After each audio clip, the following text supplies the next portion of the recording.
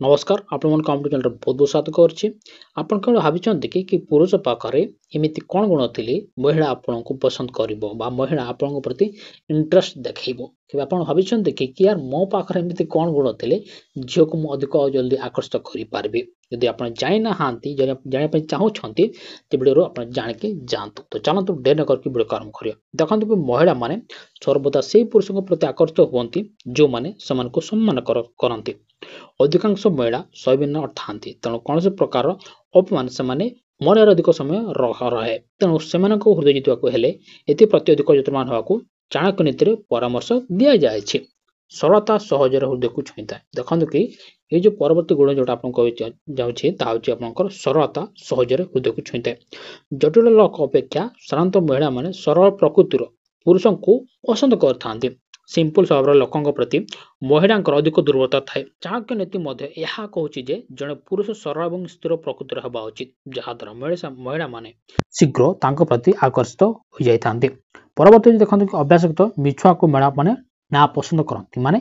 मिछ कहते पुरुष को से पसंद करती ना मिछ कहते देखते आपको सावधान रहा पड़ो आपड़ के महिला मन जिणी पारे ना जो मैंने संपर्क सब सचोट रुहति प्रति महिला मान अधिक आकर्षित होती एपर गुण थी व्यक्ति नारी हृदय शीघ्र घर कर जगह तैयारी करें परवर्ती देखते कि अधिकांश महिला माने साहसी पुरुषों प्रति आकर्षित होती साहसी पुरुष पाखे से निजक सुरक्षित मन करती तेणु संपर्क गभीर भाव में तैयारी करते जो पुरुष सब परिस्थिति महिला सुरक्षित करें महिला विपद समय मुकाबला करके महिला को सुरक्षित अनुभव करें तो से पुरुष प्रति झील मैंने बहुत पागल होती से पुरुष को निजर हृदय दे पहुँचता तेणु करके आपटे निजक साहसी करतु एवं झील को आकर्षित कर सफल निहती परवर्ती हूँ गर्व और ईर्षा कर पुओं को महिला मैंने पसंद करते ना जो पुअर गर्व ईर्षा न थाए से पुरुष को